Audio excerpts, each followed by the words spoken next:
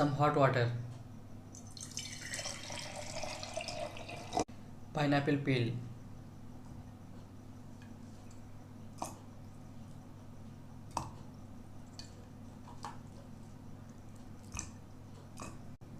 దాల్చిన చెక్క, లవంగం ఇందులో వేసుకోవాలి. జాగరీ పౌడర్ ఇందులో యాడ్ చేసుకోవాలి. ఒకసారి మెల్లగా మిక్స్ చేసుకోవాలి.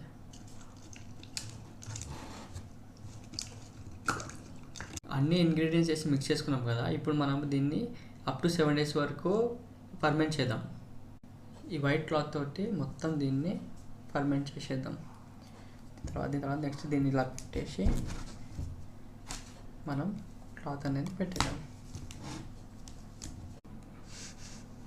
సో ఇది ఇప్పుడు రెడీ.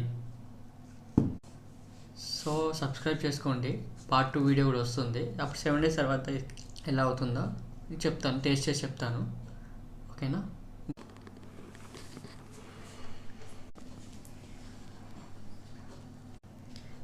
ఇది ఫర్మెంటేషన్ అయ్యేలోపు కొంచెం సబ్స్క్రైబ్ చేసుకోండి ఫ్రెండ్స్.